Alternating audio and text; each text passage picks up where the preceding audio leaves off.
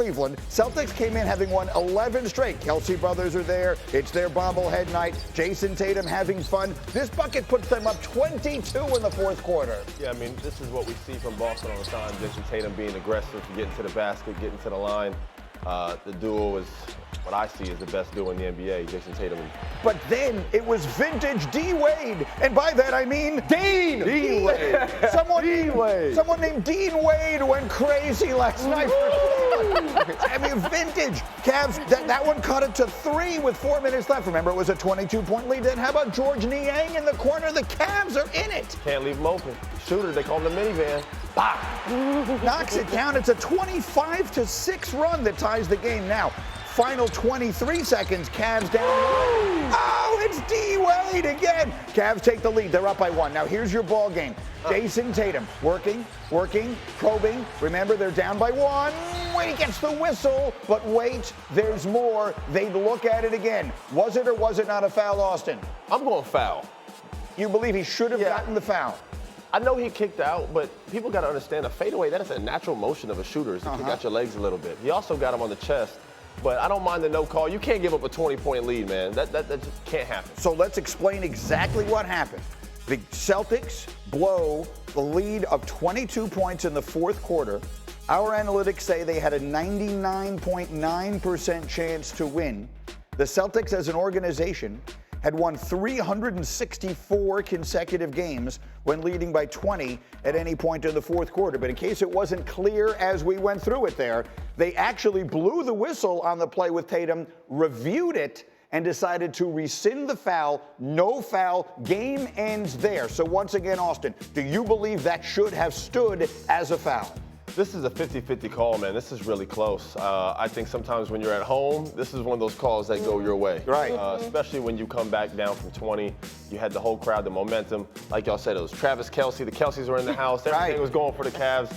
You know, sometimes you got to give the crowd what they want. I mean, you look at the Cleveland Cavaliers, right? You have the Max Strus fourth quarter where he goes for 15 and you win the game on the half-court shot. And now Dean Wade has an excellent game and you finish against the Boston Celtics. The only thing to me is if you call the foul, the foul should stand. Yeah, I think once you review it, now you're starting to critique it and look at it a different way. If live in that moment that seems like a foul to you, you heard Austin say that's the natural motion of a fadeaway, and it's also sort of the finish through by Darius Garland that causes that foul. I think it should have stood, but if you're the Boston Celtics, that's not what Joe Mazzulla is talking about when they getting mean. No, absolutely. First of all, Tatum pushes off clearly with the elbow at the beginning of the play, but that's not what they review. They called the foul on Garland and then overturned it. They decided there was indisputable visual evidence that it wasn't a foul. That's a very, very puzzling decision that's made in the final moment there. We'll have much more hoops as we go. Let's run the floor. A lot of interesting moments in the NBA last night. Let's start with KD. He had 35. Suns beat the Nuggets in overtime.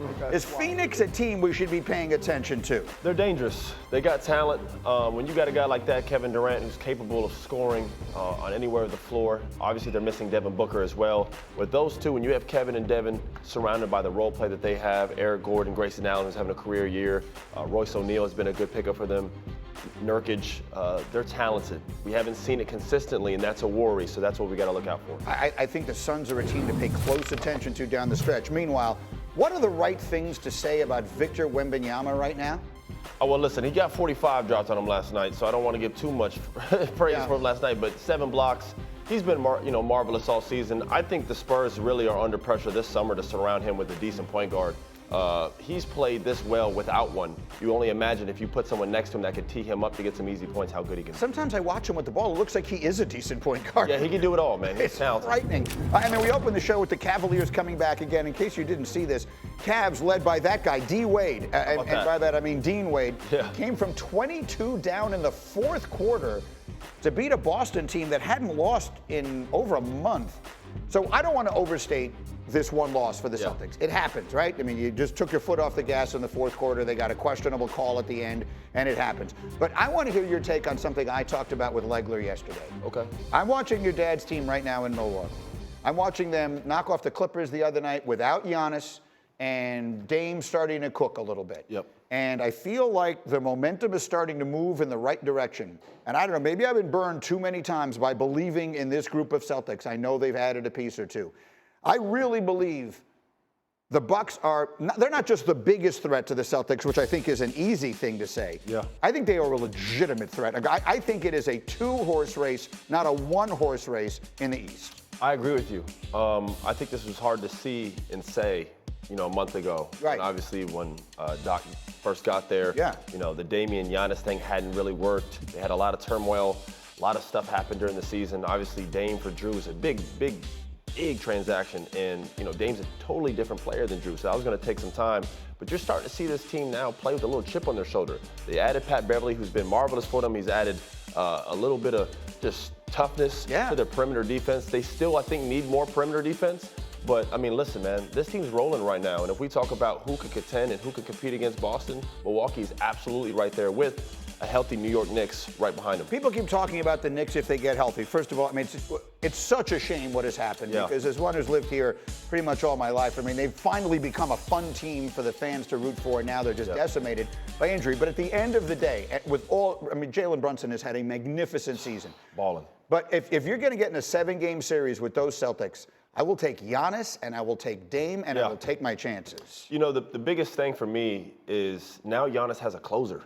Dame has been one of the best clutch players that we've seen in the past 10 years. He now has a guy that can help him close games. Giannis is a lot of things, but he's one guy that can't really shoot. So when the playoffs happen and that game shrinks and he can't really get to the basket, you need a guy like this. So now that they have that, Middleton's getting healthy. Again, Beasley's having a career year. Portis is starting to find his rhythm. You're starting to see this team fall into place and be what we thought they could be when Dame first got there, and that is a contending team. Absolutely. I'm planting my flag on this. The Bucks and the Celtics, if they meet in the NBA in the Eastern Conference Finals, which I think is where this ultimately is all, I give Milwaukee much more than just a puncher's chance. Yeah, for sure. I don't believe you can then overturn it. If this was something that you let Darius Garland do in live action and you don't call the foul, then I think everybody goes home, and it's not one of those situations to where you're questioning the official after calling the foul, then rescinding it. It's not a That's foul the big anyway, issue. It doesn't make it, well, Kim, as noted goon. You were a very no. physical player back in your 8th grade days, so I understand. You have a different idea of what should and shouldn't be a foul. Did she just say she was the noted goon? She was the Charles Oakley of her basketball team. But now let me just underline again what RC just said. I'm not sure how you make that call on the court and then overturn it. That's the problem. Based on what we just saw, that is a very, very questionable. What's hard to believe about me being a goon? Decision that is made. No, don't get me sidetracked here. I got Jason Tatum. Yes. And in the meantime, they had a 99.9% chance to win this game with a 22-point lead in the fourth quarter.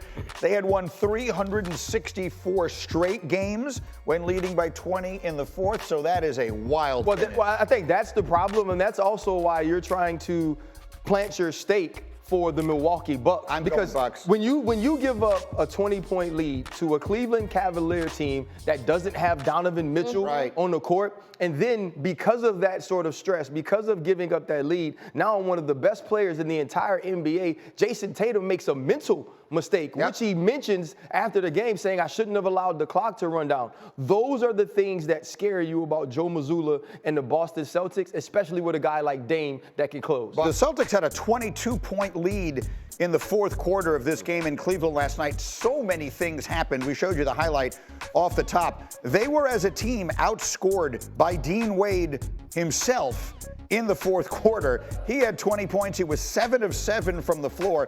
He had a career night, as we've been calling it all morning long, vintage D Wade, just not the one that you expect. Here's Austin Rivers. So we've talked about that game. Yeah. I'm going to try and let me see if I can recruit you to my side. Because I walked out of the building with J.J. Redick yesterday. Yep. You're a Duke guy, and I brought this up, and he kind of made fun of me. I still don't trust the Celtics. Yeah. I've sat there and watched it with my own eyes. Each of the last 2 years, I was in the building doing the NBA games, and I'm watching them losing games they should win. And I get that they're better now. I get that they've added more pieces. But I look at what's going on in Milwaukee. I look at them getting hot at the right time. Giannis, who I trust. Lillard, who I trust.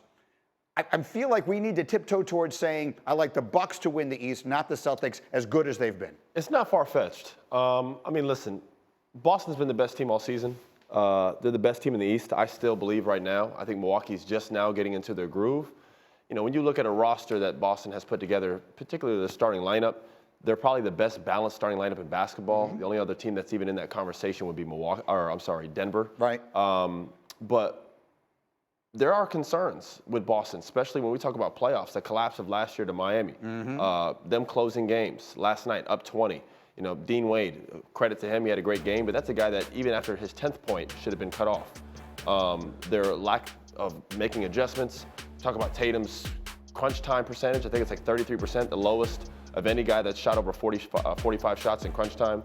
These are concerns. You know, him and Brown have to prove that this duo can win games, particularly in the playoffs.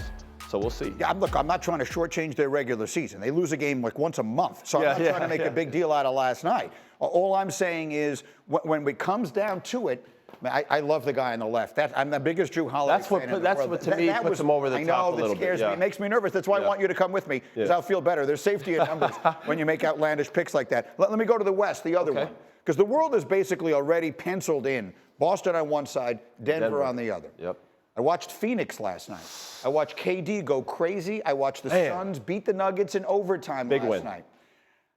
You put these two guys, I don't know what they're going to get out of Beal, but if these two guys are right, when they get into I give them a real shot in a 7-game series against Denver. Devin and Kevin are scary. This team, to me, is one of those teams that, you know, look, they're a game and a half in, almost in the play-in.